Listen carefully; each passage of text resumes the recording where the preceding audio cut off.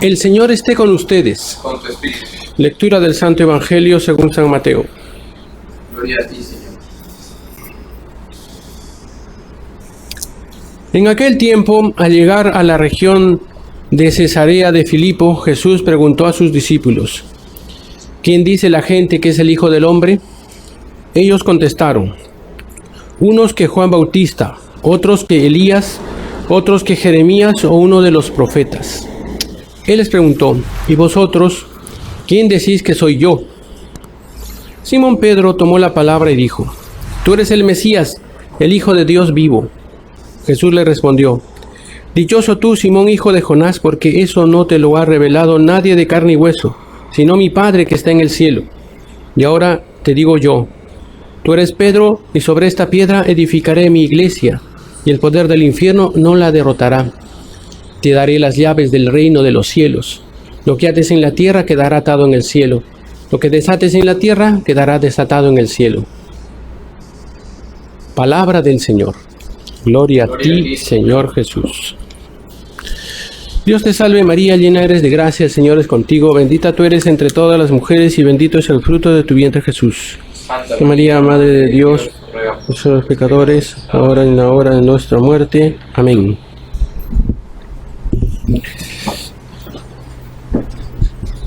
Queridos hermanos, tenemos hoy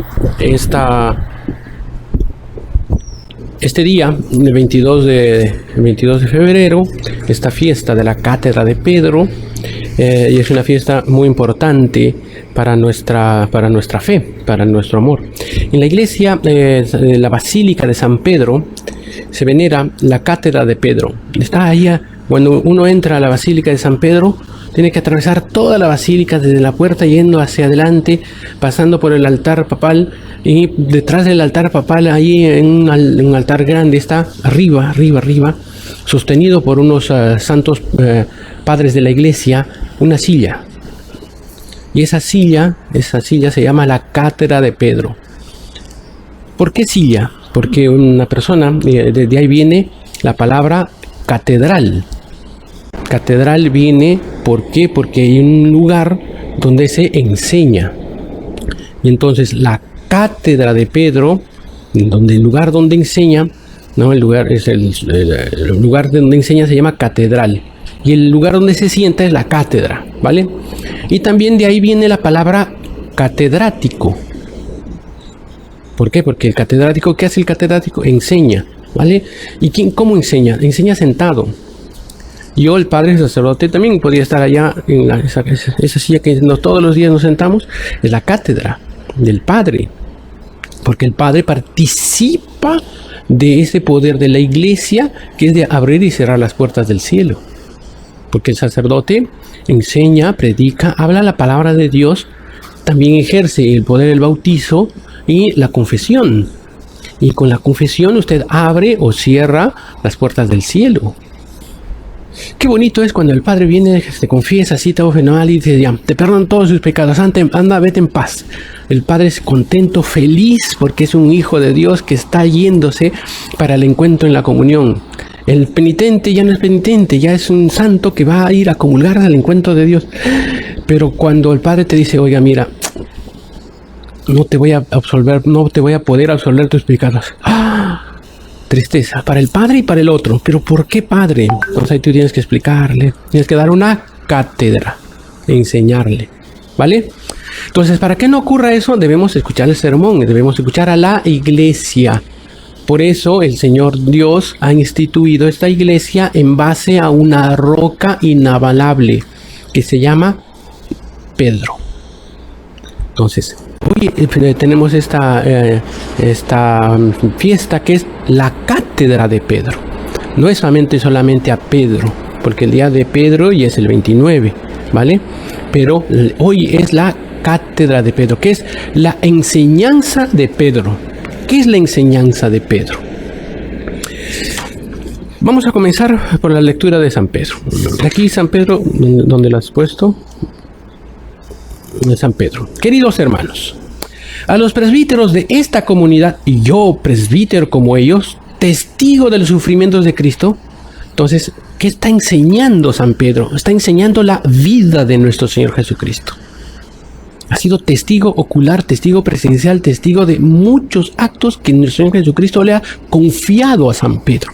Y eran 3 los más íntimos que el Señor había escogido para poder ser los testigos directos de su vida pública, de su vida de apostolado, de su vida de misión. Pedro, Santiago y Juan, los 3. Pero de los 3, el primero, no el que representaba a todos, el que iba a residir en él el magisterio, que se llama cátedra, Pedro. ¿Por qué fue esto? Porque ellos eran testigos, dice, y como yo, testigo del sufrimiento, partícipe de la gloria que se ha manifestado, os exhorto. Entonces, Dios, Jesús, dio la oportunidad a todos para que todos puedan reconocer, conocer y reconocer a Jesucristo. Bueno, entonces vamos a contar lo siguiente. Cuando estaban por Cesarea de Filipo, aquí en esta escena era un lugar de rocas, de piedras, ¿sí? Que el Señor Jesucristo estaba andando delante y los apóstoles atrás, conversando. Y el Señor Jesús se da vuelta y les pregunta, con una intención. El Señor sabe la intención por la cual está preguntando algo. Y Él dice, ¿qué dice la gente que es el Hijo del Hombre? Entonces esa pregunta no se la esperaban.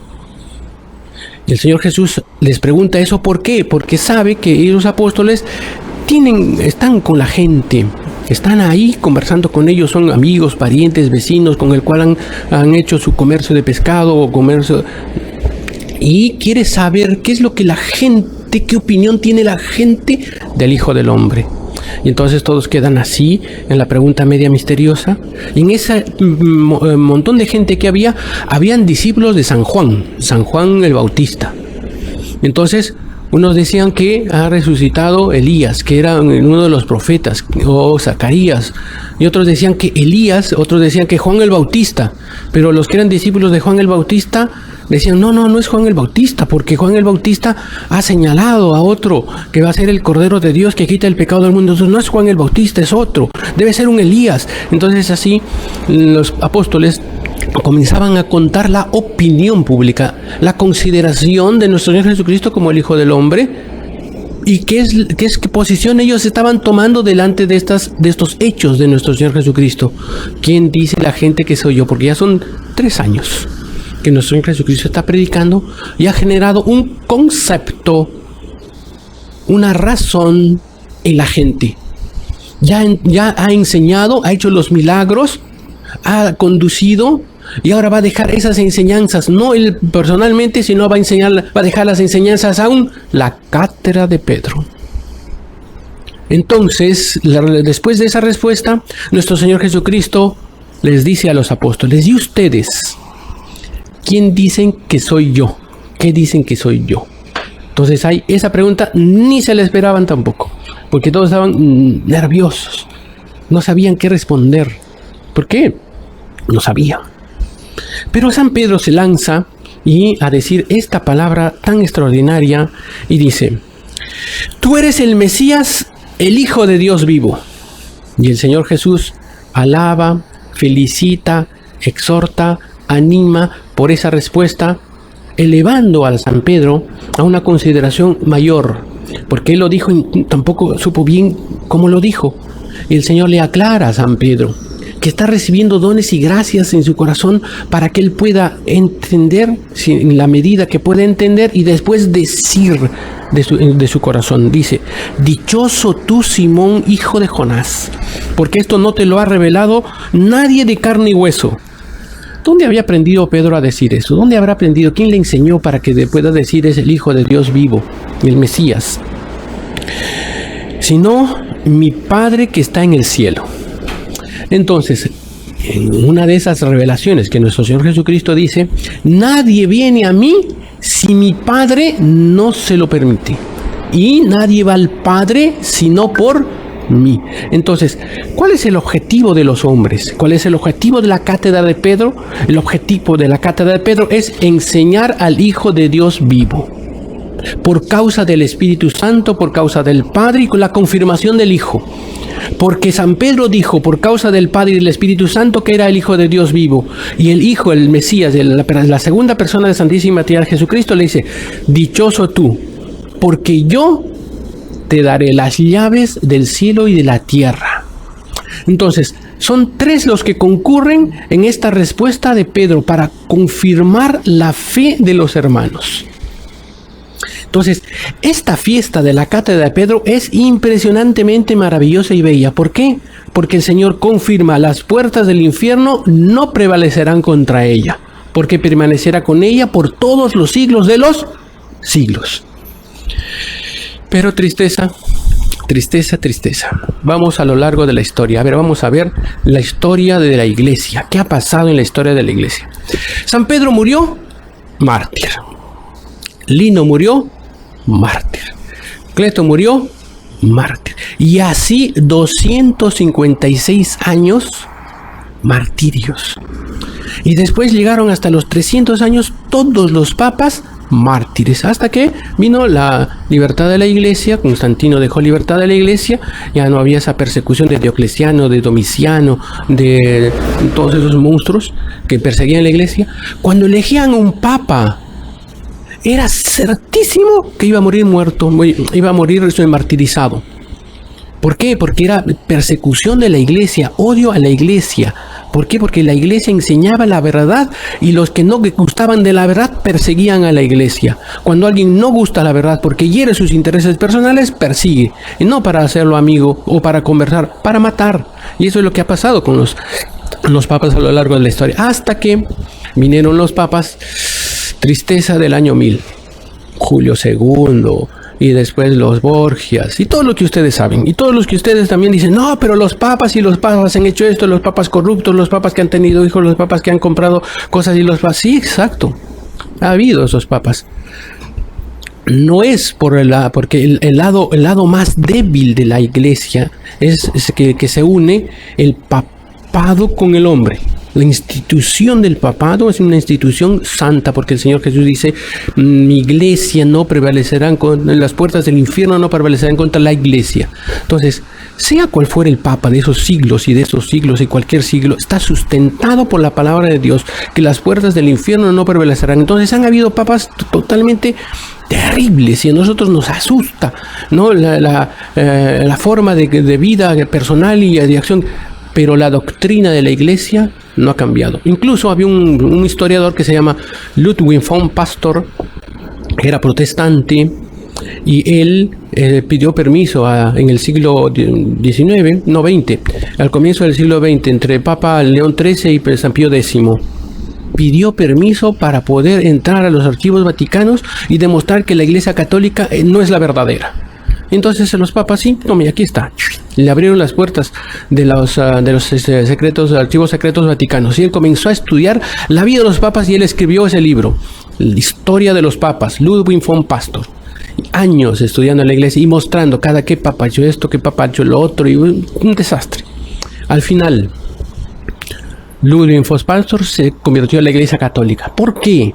Él dice, no puede ser que con tanto desastre que ha habido en la iglesia siga fortalecida y sea prestigiosa. No puede ser.